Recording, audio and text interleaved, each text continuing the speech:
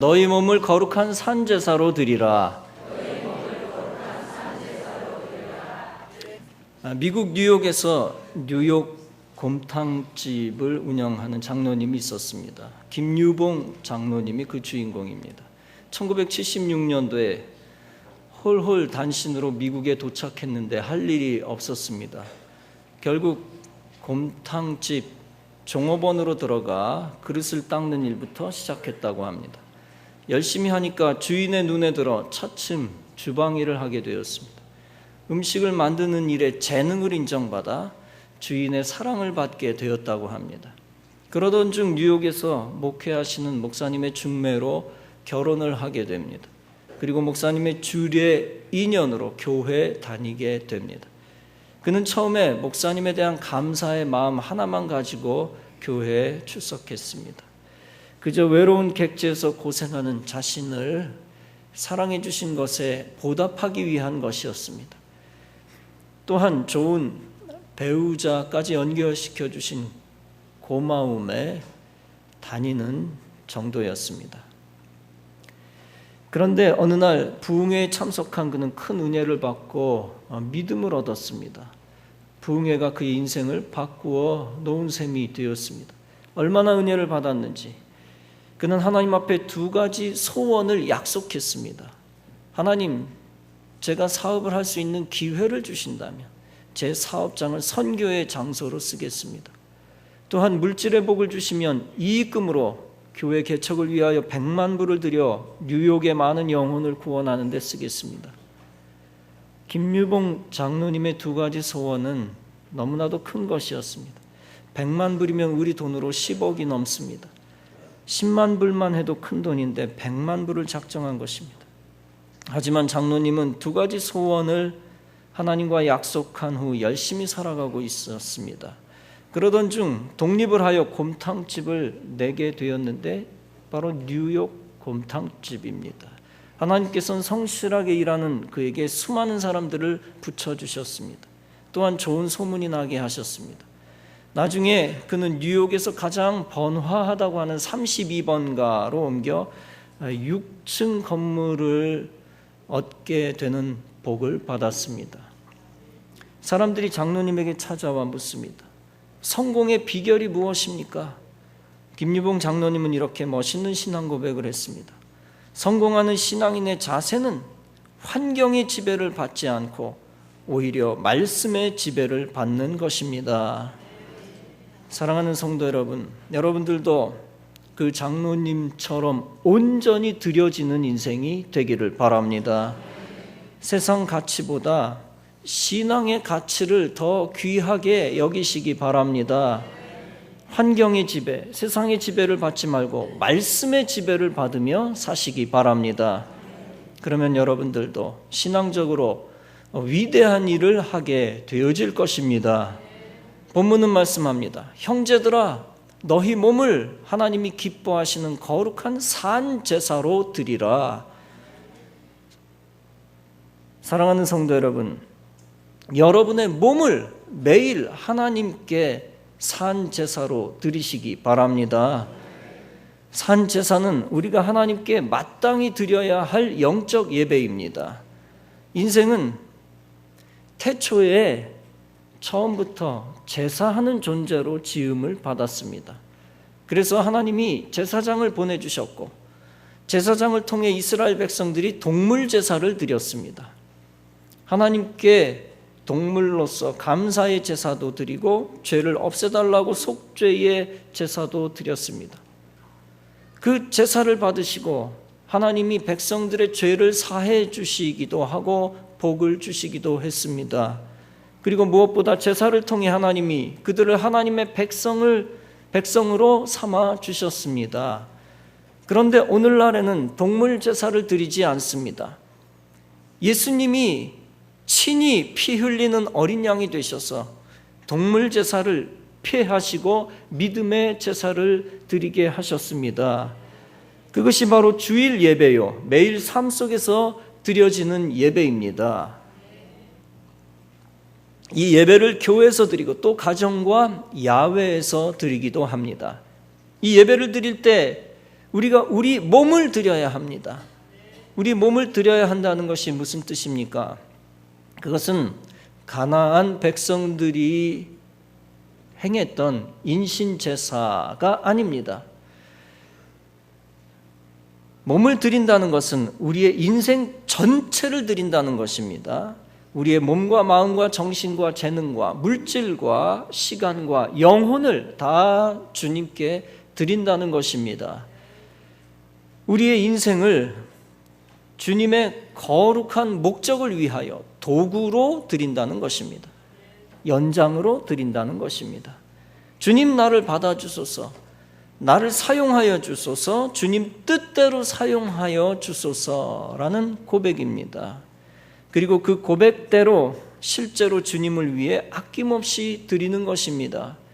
그것이 바로 주님께 제사의 제물로 드리는 것입니다. 제물되어 제사로 드린다는 것은 내가 나를 위해 살았던 것을 포기하겠다는 것입니다. 나의 목적을 이루기 위해 내 마음대로 사용했던 것, 내 마음대로 나를 사용했던 걸 이제 포기하겠다는 것입니다.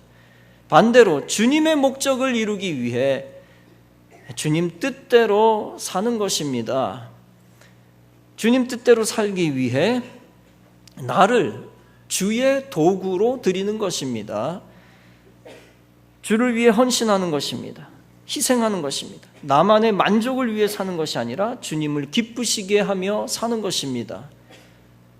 구원파 유병언이는 철저하게 자기 자신만을 위한 삶을 살았습니다. 자신의 부귀영화를 위하여 수단과 방법을 가리지 않았지요. 여객선 선박 세월호를 개조하라 라고 명령을 내렸습니다.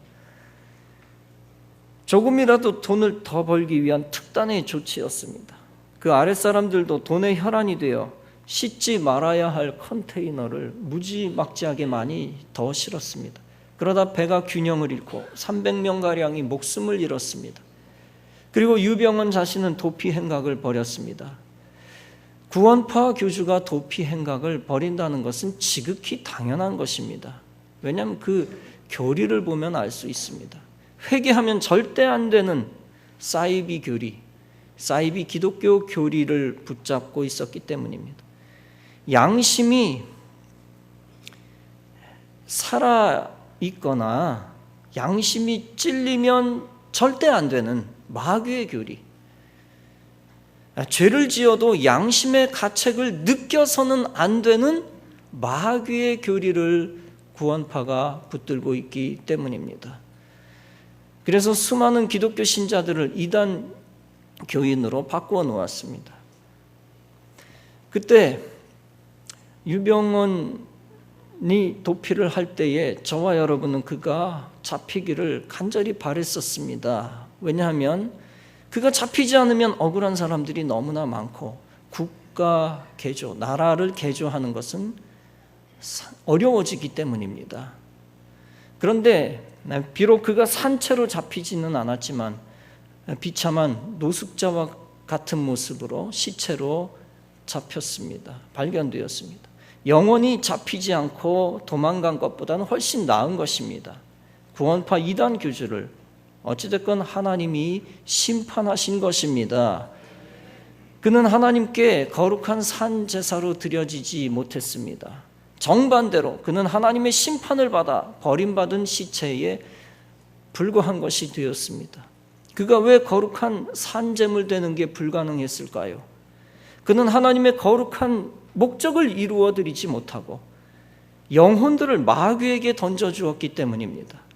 그는 사람들을 살리는 희생적인 도구가 되지 못하고 오히려 사람의 목숨을 빼앗는 마귀의 도구로 사용되었기 때문입니다. 여러분, 우리의 몸이 거룩한 산제물로 주님께 드려지지 않는 것이 얼마나 무서운 일인지 모릅니다. 마귀의 제물되어 하나님의 심판받아 버려지는 것이 얼마나 무서운 건지 모릅니다. 성경에 아합 왕과 그가 오버랩됩니다. 아합 왕을 우리가 떠올릴 수 있습니다. 아합은 하나님을 대적하고 우상 숭배한 왕이었습니다. 아내 이세벨은 하나님의 선지자를 죽였던 악한 왕비였습니다.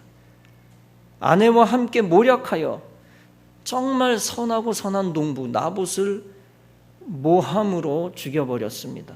누명씌워 죽였습니다. 급기야 미가야 선지자는 사악한 아합이 전쟁터에 나가면 죽을 것이다 라고 예언했습니다.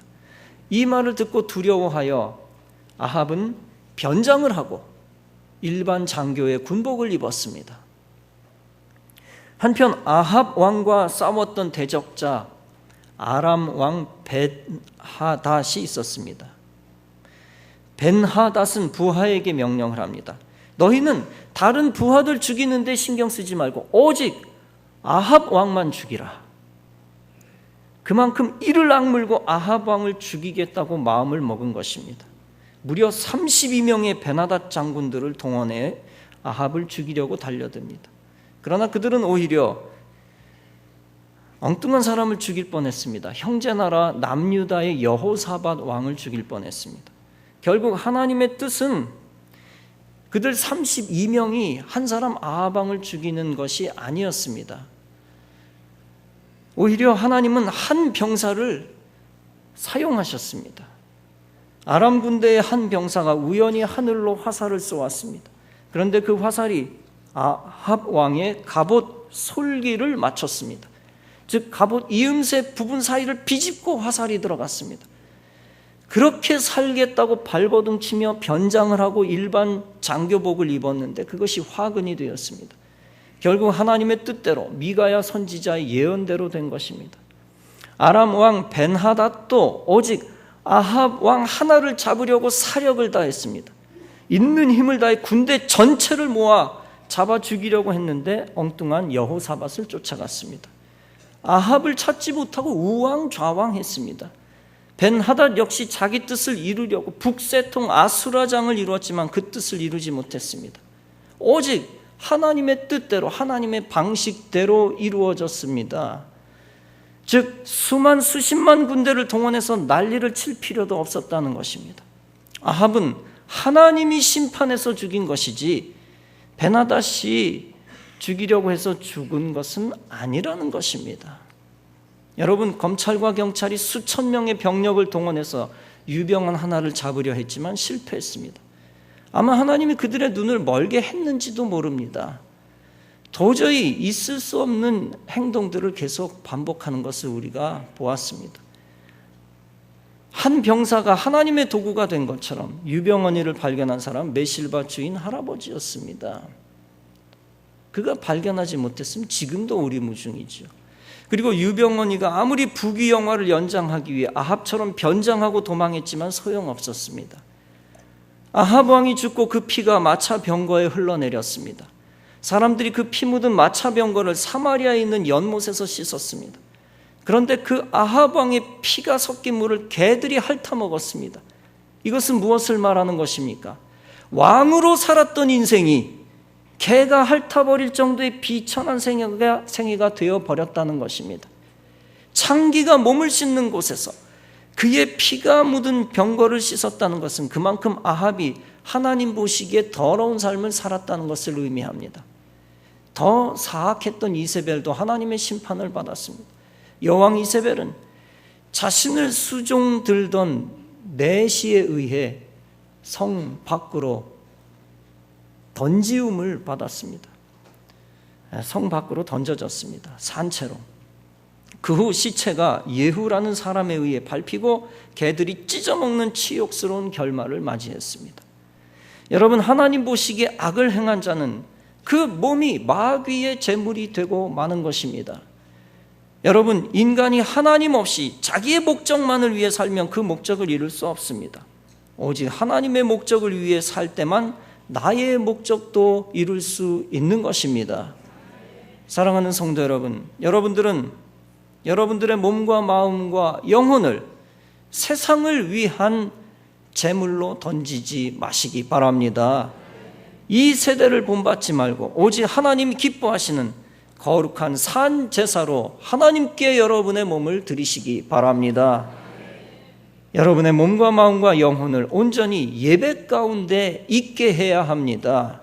그래서 하나님이 기뻐하시는 성도, 하나님이 최후의 명예스럽게 만들어 주시는 성도가 되시기를 바랍니다. 예배드리는 삶은 영적 생활에 있어서 기본기 같은 신앙생활입니다. 하나님께 드리고자 하는 인생이 제일 먼저 해야 되는 것이 예배 가운데 제사로 몸을 드리는 것입니다. 하나님은 오늘 우리들에게 예배라는 제사를 요구하고 계십니다. 그것이 우리가 드릴 영적 예배니라고 말씀하십니다. 오늘날 예배 드리는 것은 하나님이 우리가 제사 드리는 걸로 간주하십니다.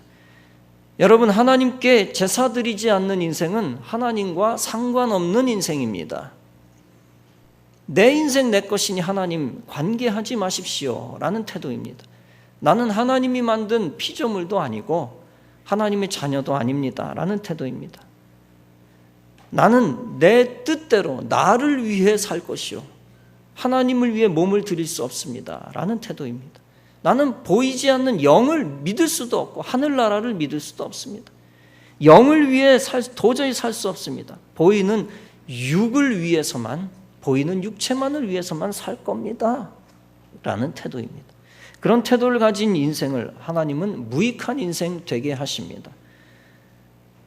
남는 거 없게 하시고 허무하게 하십니다. 육을 쫓다가 육으로 망하게 하십니다. 육을 쫓다가, 물질 쫓다가 육체로 망하게 하십니다.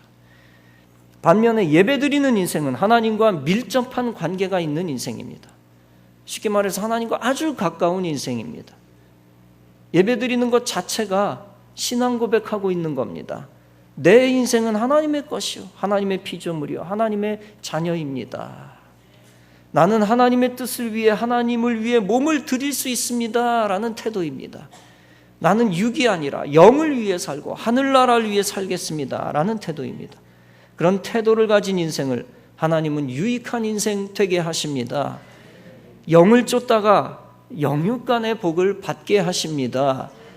하나님이 원하시는 열매를 만들게 하시고 후회 없는 인생이 되게 하십니다.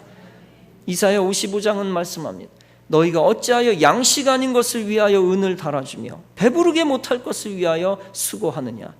내게 듣고 들을지어다. 그리하면 너희가 좋은 것을 먹을 것이며 너희 자신들이 기름진 것으로 즐거움을 얻으리라. 여러분, 하나님께 제사 드리지 않는 인생은 배부르게 못할 것을 위하여 수고하게 됩니다. 예배를 드리면서 영적 양식을 먹어야 되는데 영적 양식을 먹지 않고 대신 세상에 빠져 허기집니다. 반면에 하나님께 제사 드리는 인생은 하나님 주시는 영적인 풍요로움의 복을 받습니다. 여러분들은 항상 하나님께 제사 드리는 인생이 되시기를 바랍니다. 그래서 육에 속한 자가 아니라 영에 속한 자가 되어지시기를 바랍니다.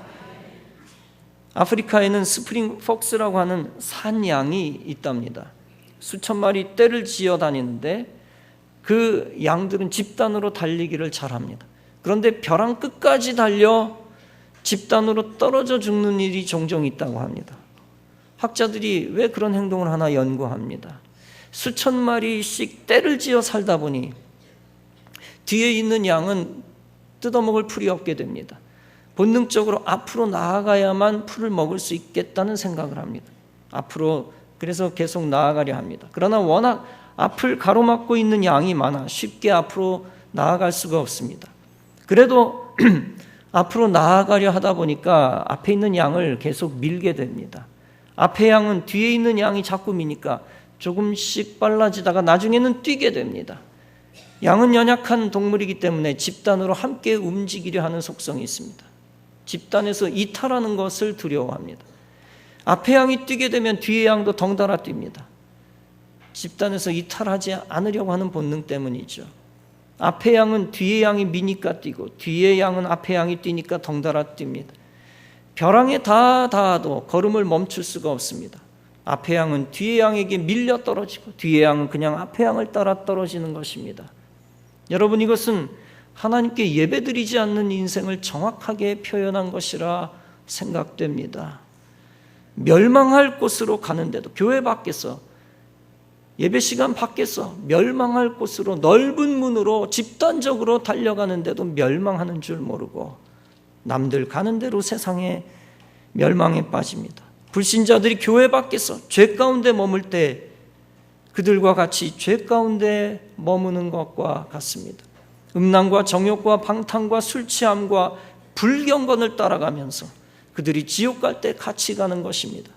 우상 숭배하고 점 보는 것이 유행일 때, 유행이니까 다 따라하죠. 그 유행을 따르다 같이 저주받는 것입니다. 교과서에 나와 있는 거짓말, 많은 거짓말이 있는데 대표적인 것, 진화론 같은 세상 지식을 생각 없이 따라가는 겁니다. 안티크리스찬들의 거짓말, 우상숭배 정치 집단의 거짓말을 생각 없이 따라가는 겁니다.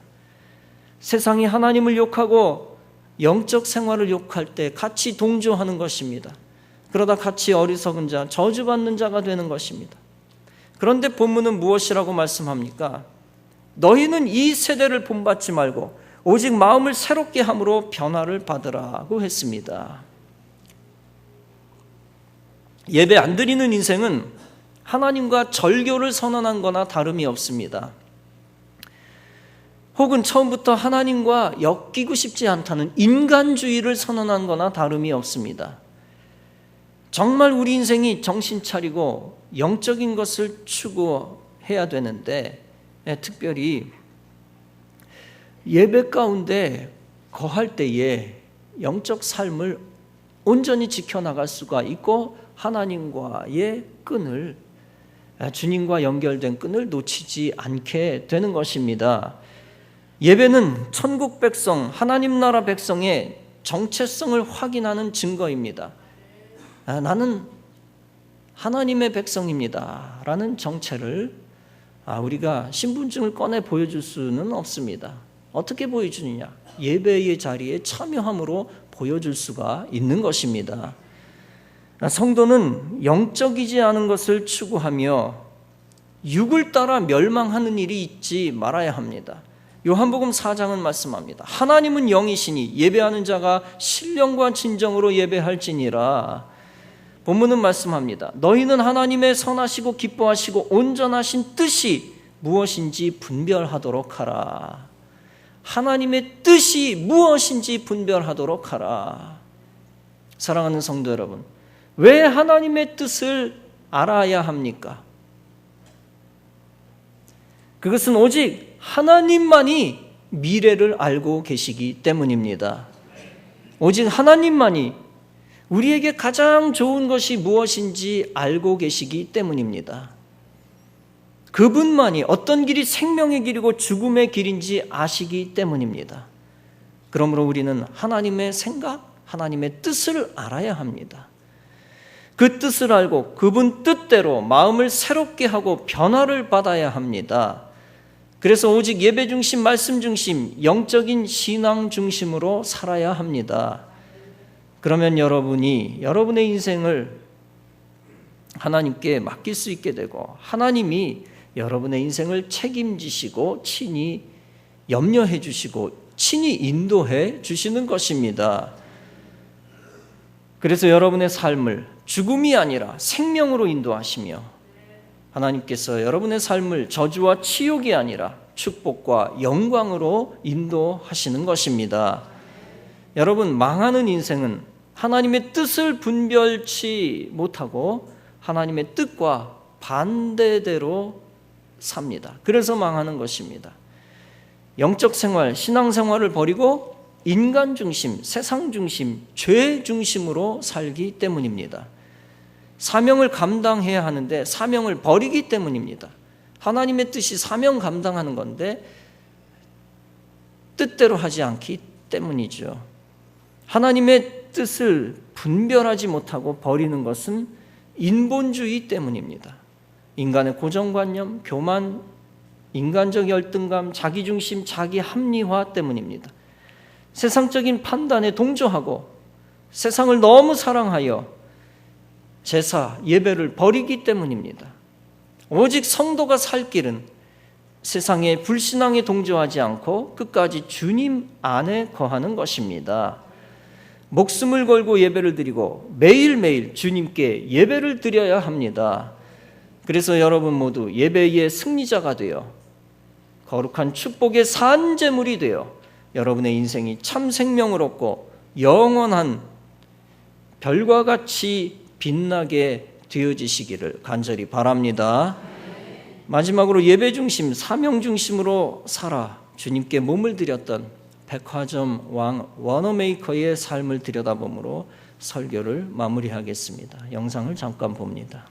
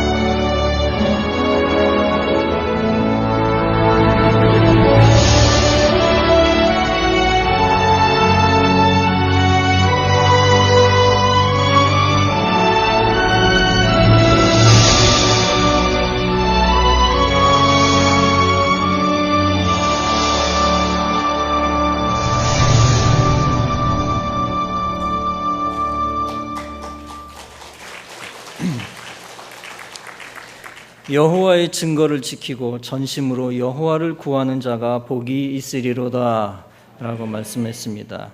여러분, 세상을 위하여 바쳐져 버림받는 인생이 되지 마시고 오직 하나님께 온전히 드려지는 산 제물이 되시기 바랍니다. 그래서 주님이 만들어주시는 영적, 육적 축복의 사람이 다 되어지시기를 주님의 이름으로 축원합니다.